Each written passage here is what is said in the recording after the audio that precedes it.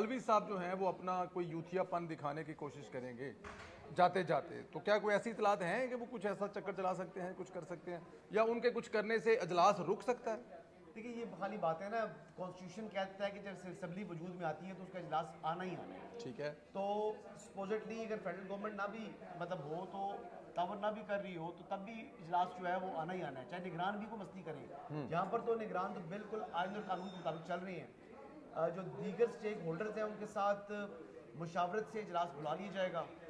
और president of Pakistan तो यानी उन्होंने तो एक वो चीज़ है जो कि उनकी ड्यूटी है, वो ड्यूटी उन्होंने अंजाम देनी है। वो किस तरह उससे जो है वो फरार इख्तियार कर सकते हैं, एज लॉन्ग एज वो स्टॉप गैप अरेंजमेंट के तहत इस टाइम प्रेसिडेंट ऑफ पाकिस्तान है, उनकी टर्म तो ख़त्म हो चुकी है। तो प्रेसिडेंट साहब के पास ऑप्शंस बिल्कुल महदूद हैं, एक चीज़। दूसरा, 29 तारीख से पहले इसके इजलास में होना ही होना है। तो आप देख लें कि एक दिन 2 दिन ताखीर कर मतलब सकते ये हैं, अगर वो नहीं भी बुलाएंगे तो एक टाइम पीरियड के बाद को इजलास हो जाएगा फिर। तो ये चीज़ें उनके हाथ में है नहीं। और वैसे भी कल आप पूछ रहे थे ना सत्यान खान साहब से एक बात सेकंड करके। जरा मोहसिन भाई, एक सेकंड जरा, हम लोग डिस्टर्ब हो रहे हैं आप, एक सेकंड ये जी। कट लग जाएगा। हाँ लग जाएगा, कट अच्छा। लग जाएगा। तो हुआ ये कि जी जिस तरह कल आपने बात की थी सत्यान खान साहब वाला बात जी की थी, जी तो वो सत्यान खान साहब वाला मैंने आपको कहा था ना कि ड्राई क्लीनर के पास जाने की जरूरत नहीं पड़ेगी। ठीक। तो आपने कहा था वो नज़दीक ड्राई क्लीनिंग की शॉप है, तो मैंने कहा जी ड्राई क्लीनिंग की शॉप है। तो ड्राई क्लीनिंग क्या होता है, सफाई होती है, सफाई सुथराई होती है, मांझ दिया जाता है।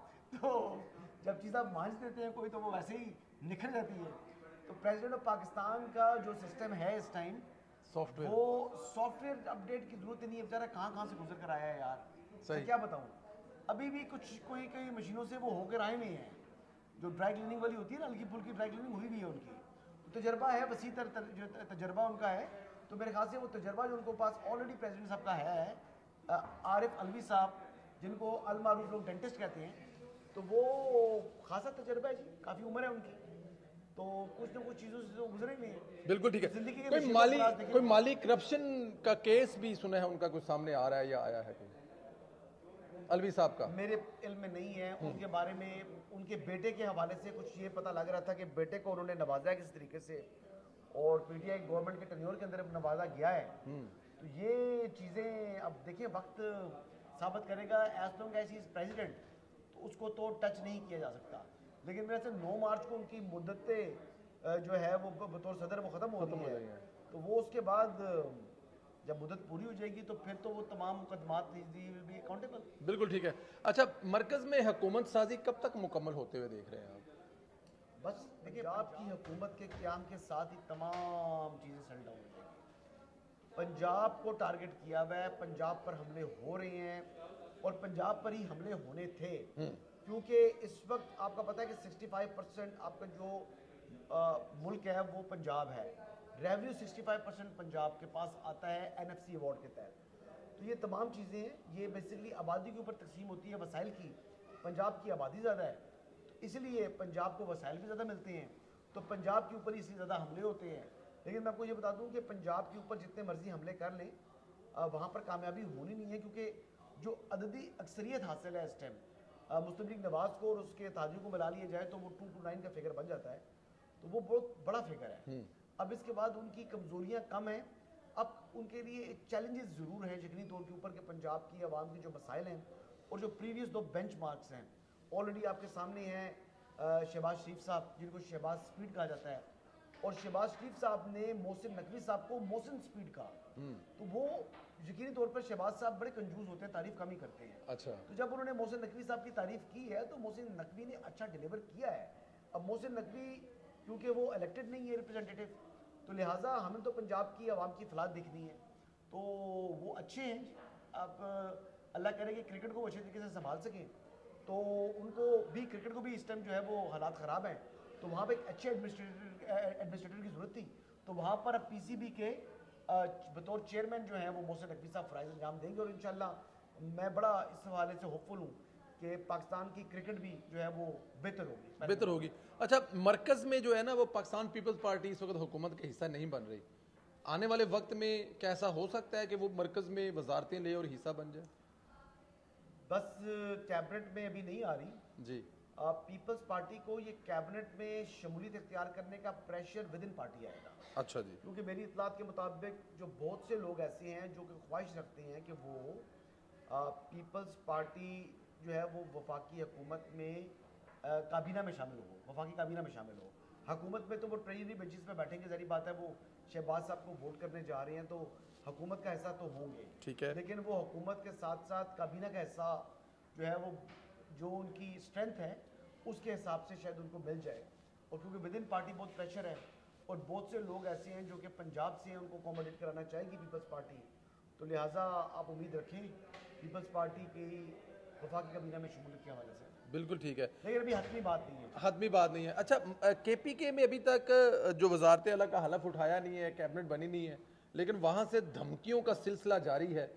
मौलाना फजल मान साहब के बारे में जो अल्फाज कहे वही आपने सुने जी। और दूसरी बड़ी चीज़ें, तो क्या अगर यही सिलसिला जारी रहा तो आगे जाके कोई गवर्नर राज वगैरह लगाने की ऑप्शन ज़ेरे गौर आ सकती है? डेफिनेट सूबे को तो चलाना है ना। देखिए मेरी बात सुनो, जरूरत नहीं है गवर्नर राज पर हमें पहले कंक्लूड नहीं करना चाहिए, वो तो हालात के ऊपर डिपेंड करता है। देखिए अली अमीन गंडापुर वो ठीक है, मौलाना फजल रहमान के मुखालिफ इलेक्शन लड़ते हैं, लेकिन मौलाना साहब एक इज़्ज़तदार शख्सियत हैं, एक इज़्ज़तदार सियासी रहनुमा हैं। इवन के जो जो मजहबी हल्के हैं वहाँ पर भी एक बड़े मुस्लिम स्कॉलर के तौर पर उनको जाना जाता है।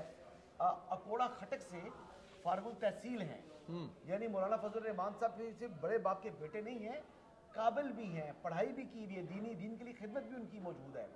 तो उनसे मुतल्लिक जो गुफ्तगू करता है अली मीन गंडापुर, जो कि ब्लैक लेबल शहद पीने का शौकीन है, तो ये मुनासिब नहीं है। मौलाना साहब के बारे में देखिए, मैं तो ये भी कहूँगा कि जो आप जिस तरह मुस्लिम लीग नवाज सपोर्ट करते हैं, तो आप भी मौलाना साहब से मुतल्लिक जो आपकी पार्टी के जितने लोग हैं या सोशल मीडिया ट्रेंड्स भी हैं, वो भी मौलाना साहब की इज्जत करें। मौलाना साहब ने बड़े देखिए टाइम टेस्टेड फ्रेंड हैं नवाज शरीफ साहब के। वो जब नवाज शरीफ साहब नहीं थे तो उनकी बेटी के लिए वो एक डिफेंस वॉल बने और उन्होंने एक जुर्रत का मुजाहरा किया जब इस्टेब्लिशमेंट जो है वो एक पेज पर थी इमरान खान के साथ, उस टाइम वो खड़े हुए। और मौलाना फजल रहमान एक बड़े मजबूत आदमी है, एक बड़े ख़ानदानी आदमी है, एक बड़े तकड़े सियासतदान हैं और रसूलों वाले सियासतदान हैं। तो अब उनको अपने साथ जो है वो बिल्कुल रखना चाहिए। मैं तो कहता हूँ कि उनको कैबिनेट में भी लेना चाहिए और मैं ये भी कहूँगा कि कश्मीर कमेटी का उनको चेयरमैन बनाना चाहिए और उनको बलूचिस्तान हुकूमत में भी शामिल करना चाहिए। तो ये कुछ फ्लेक्सिबिलिटी आपको शो करनी पड़ेगी कि मौलाना फजल रहमान जैसे दोस्त नहीं गंवाने के मुतमिल हो सकती मुस्लिम लीग नवाज ना पाकिस्तान पीपल्स पार्टी। बिल्कुल ठीक है। अच्छा, ये आप डेली बेसिस पे कोई एक आध ट्वीट फरमाते हैं, जो आज भी आपने ट्वीट की कि सख्ती बढ़ने वाली है, आपको शक है? आपसे व्यूअर ये सवाल करते हैं कि पूछें जी रावी से। देखिए मैं खबर दे रहा हूँ, ये कोई मेरी ख्वाहिश के ऊपर सख्ती नहीं बढ़ने जा रही, ये हालात इस बात के मुतकाजी हैं। एक तो 9 मई वालों के हवाले से मैंने पहले बता चुका हूँ आपको कि उनकी बचत कोई नहीं है। कोई जो लोग ये समझ रहे थे कि जी 9 मई हम कर गुजरे, अब पुराना हो गया है, तो अब हमें जो है वो रिलैक्स कर दिया जाएगा और क्योंकि कुछ मैंडेट मिल गया है पीटीआई के जो सपोर्टेड इंडिपेंडेंट्स थे उनको, तो उसके बाद इस्टेब्लिशमेंट बैकफुट पे चली गई है। तो ऐसी हरगिज़ बात नहीं है। इस्टेब्लिशमेंट तो अपने केसेस को मंतकी इंजाम तक पहुँचाएगी। लेकिन मैं आपको कल से कह रहा हूँ कि मरीम नवाज भी बहुत डाढ़ी किस्म की सीएम आने जा रही है। डाढ़ा पंजाबी में कहते हैं, ये लफ्ज़ होता है कि मतलब सख्त गिर किस्म की वो होगी, एक अच्छी एडमिनिस्ट्रेटर होंगी जो कंट्रोल भी करेंगी। इस्टेब्लिशमेंट को भी जो है वो मालूम है कि मरीम नवाज जो है वो असूल के ऊपर जो है कोई कंप्रोमाइज़ नहीं करती। और इस वक्त पाकिस्तान के अंदर जो इंतशार फैलाने वाले लोग हैं, जो साजिशें कर रहे हैं, तो इस्टेब्लिशमेंट को भी बड़ी सपोर्ट होगी मरीम नवाज जैसे एक अच्छे एडमिनिस्ट्रेटर की, कि बहुत से काम जो कि क्योंकि आपको मालूम है कि जो एडमिनिस्ट्रेशन शायद इतनी अच्छी नहीं थी तो वो उस तरीके से कर नहीं पाते थे। तो अब ये तमाम के तमाम ब्यूरोक्रेसी जो है ना वो कम से कम अच्छे तरीके से काम करेगी। तो इंतशार की इजाज़त बिल्कुल नहीं है। और जिन्होंने भी हालिया दिनों में इंतशार फैलाने की या साजिश करने की कोशिश की है, तो आपका क्या ख्याल है उनकी बचत हो जाएगी? साजिशें तो हो रही हैं ना, इलेक्शन से पहले, इलेक्शन के दौरान और इलेक्शन के बाद। तो उन साजिशों के लिए बुरी खबर है ये, और उन साजिशों के लिए बड़ी सख्ती होने जा रही है। उन साजिशों की जो मुरम्मत का वक्त हुआ चाहता है, उन साजिशों की मुरम्मत का वक्त हुआ चाहता है और बड़ी अच्छी ड्राई क्लीनिंग होगी उनकी, उनकी बड़ी तबीयत सेट हो जाएगी और दोबारा वो इंशाल्लाह ताला इस किस्म की जो साजिशें हैं ये करने से पहले 100 मरतबा सोचेंगे। बिल्कुल ठीक है। मरियम नवाज साहबा ने आज हलफ उठाना था, लेकिन एक दिन आगे किया गया, कल वो हलफ उठा रही हैं। हम आपसे पहले भी ये पूछ चुके हैं, कौन कौन से बड़े चैलेंजेस हो सकते हैं जिसके मरियम नवाज को आते ही भुगतना होगा? देखिए सबसे बड़ा चैलेंज तो ये है जो कल वो खिताब करने जा रही है on the floor of the house, जी बल्कि यही चैलेंज है जी। वो इतना यानी इतना इतना वो जामे किस्म का खिताब है, उसमें हर शोबे को वो एड्रेस करने जा रही हैं, चाहे वो एडमिनिस्ट्रेशन है, चाहे वो आवाम के मसाइल हैं, चाहे वो पुलिसिंग है, चाहे मतलब हर चीज़ है जी उसमें। अब क्या सारी बातें पहले बता दें आपको, तो वो मुकम्मल एक एड्रेस है, और उस एड्रेस को जो वो फ्लोर के ऊपर अपना एक एजेंडा कौम के सामने रखेंगी, floor of the house as a chief minister, उन पर फिर अमल दरामद भी करना है। वो रोड मैप तो बताने जा रही हैं, लेकिन उस रोड मैप के लिए कुछ लोग हैं उनके टीम के, उनको बड़ी मेहनत करनी पड़ेगी, अपनी कमर कस देनी पड़ेगी।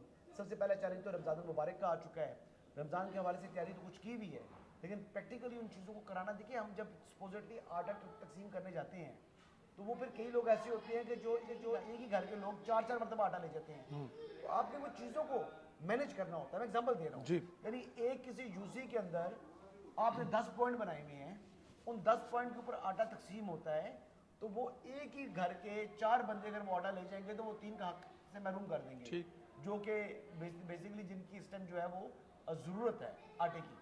तो अब इस किस्म की चीज़ें एडमिनिस्ट्रेशन की होती हैं, ये चीज़ें मैनेज करनी होती हैं, और ये मैनेज करवानी है, खुद ऑन ग्राउंड नहीं जाना, ऊपर से उसको सुपरवाइज करना है और रिपोर्ट लेनी है और कहना है कि जी ये क्या चीज़ है।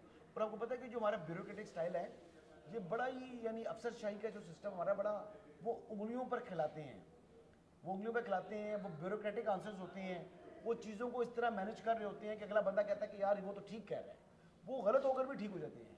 तो वो मेरे ख्याल से अब जो है ना, जिसके साथ उनका पाला पलने जा रहा है, वो मरीम नवाज़ नाम है उनका, तो मरीम नवाज़ से को वो उंगलियों पर फिंगर टिप पर जो घुमा नहीं सकेंगे, और वो रूट कॉज के ऊपर जाएंगी मरीम नवाज़। मैं पहले भी कह चुका हूँ, मरीम का एक्सपीरियंस आप समझ रहे नहीं है, मैं कह रहा हूँ कि वो बड़ा एक्सपीरियंस है। उन्होंने अपने वालिद को देखा गवर्न करते हुए और ब्यूरोक्रेसी से डील करते हुए, उन्होंने अपने चचा को देखा ब्यूरोक्रेसी को मैनेज करते हुए, उनको डील करते हुए। तो मरीम नवाज शरीफ आप समझें कि शायद पाकिस्तान की बेहतरीन, सबसे बेहतरीन जो है वो सीएम उभर के सामने आएंगे। अच्छा हसन, आखिर में ज़रा ये बताइएगा, बड़ा बहुत इंपॉर्टेंट सवाल है और इसका जवाब इसलिए ज़्यादा ज़रूरी है कि इस वक्त पाकिस्तान में इंटरनेट स्लो करने का, और जो सबसे बड़ा टूल है इस वक्त सोशल मीडिया का एक्स, उसकी स्पीड स्लो करके कोशिश की जा रही है कि उन लोगों को जो फसाद करते हैं या जो भी अदारों पर तनकीद करते हैं उनको रोकने की कोशिश की जा रही है। लेकिन इसका नुकसान ये हो रहा है कि आपको पता है कि इस वक्त एक वाहिद जरिया है आईटी, जिससे आप कमाकर पैसे दूसरे मुल्कों से लेके आ सकते हैं। लेकिन इस वक्त जो फ्रीलांसर लोग काम कर रहे हैं, मेरी अपनी कंपनी है जो हम लोग यहाँ से काम करके देते हैं हॉलैंड में, वो सब के सब डिस्टर्ब हैं स्लो इंटरनेट करने से। तो क्या ये तरीकाकार ठीक है? आप तो बजाय फ़ायदा करने के अपने पाकिस्तान का बहुत ज़्यादा नुकसान कर रहे हैं कि जो लोग बाहर से डॉलर कमा के लेके आते हैं उनका टूल ही आप लोगों ने ख़त्म कर दिया या स्लो कर रहे हैं। देखिए ये फेडरल गवर्नमेंट जो है, जो केयर टेकर फेडरल गवर्नमेंट है, यकीनी तौर पर उसको इस इशू को एड्रेस करना चाहिए। ये जो है इंटरनेट हर शहरी की ज़रूरत है, और बहुत सी आईटी कंपनीज जो हैं वो पाकिस्तान के अंदर आना चाह रही हैं, और जब इस तरह की अगर कनेक्टिविटी का इशू होगा तो फिर वो भी थोड़ा सा जो है झिझक उनको होगी। SIFC के तहत भी जो आइंदा का प्लान है वो आपकी आईटी के शोबे की तरक्की है, आईटी एक्सपोर्ट्स को बढ़ाना है, आईटी पार्क्स बनाना है, और आपने एक फैसिलिटी प्रोवाइड करनी है अपने जो यहाँ पर जो आईटी एक्सपर्ट्स हैं, ताकि वो रेवेन्यू कमा के दे सकें पाकिस्तान को। तो इस हवाले से जी यकीनी तौर पर अगर तो कोई ग्लिच है तो उसको दूर होना चाहिए, और अगर ऐसी चीज़ नहीं है, ये बाय डिज़ाइन है, तो ये डिज़ाइन जो है ये कोई इतना मुनासिब नहीं है, ये डिज़ाइन को चेंज करें। मेरा भी यही ख्याल है कि ये अब जाहिर है मरियम बीबी जो हैं वो आने के फ़ौरन बाद 5 आईटी सिटी बनाना चाहती हैं, और वो जो 5 आईटी सिटी हैं जिसमें पंजाब के अंदर जो वो बनाना चाहती हैं, तो वो लाखों की तादाद में वहाँ पर लोग काम करेंगे, और वो लाखों की तादाद में जो लोग काम करेंगे वो लाखों की तादाद में रोज़गार मिलेगा घरों को। लेकिन उसके लिए जो बेसिक नीड है, जो चाहिए, वो इंटरनेट है। और अगर आप लोग समझते हैं कि जो अदारों के सरबराहान के ख़िलाफ़ या अदारों के ख़िलाफ़ या पाकिस्तान के ख़िलाफ़ इंटरनेट के ज़रिए साजिश कर रहे हैं, और आप लोग उसको इंटरनेट के वो ऐप बंद कर या वो इंटरनेट स्लो कर उन पर काबू पा लेंगे, तो मेरे ख्याल में VPN ऑन करके चला रहे हैं, हर बंदा ही चला रहा है जी, हम खुद भी VPN यूज़ कर रहे हैं, तो वो VPN इस्तेमाल करके जी वो कोई ना कोई ऑल्टरनेट वे तो निकल आता है ना जी। तो नुकसान जो है वो होगा, लेकिन IP को बाईपास कर लेते हैं, इसमें कौन सा इतना इशू है? तो इसलिए मेरे ख्याल में ये पॉलिसी पे दोबारा गौर करना चाहिए, सोचना चाहिए कि इंटरनेट स्लो करके और ये जो टूल्स हैं बंद करने के बजाय उन पर काबू पाना चाहिए, उन चंद दहशतगर्दों के खिलाफ कार्रवाई होनी चाहिए। असल ये जो हो वाली है ना, ये 9 मई से लेके अब तक हम लोग सुन रहे हैं पेशेंट। चलें बरल एनी हाउ, इसको यहीं पे खत्म करते हैं। इंशाल्लाह आप लोगों से फिर बात होती है। रावी अभी तक लाहौर में है, जब तक मरीम नवाज हलफ नहीं उठा ले।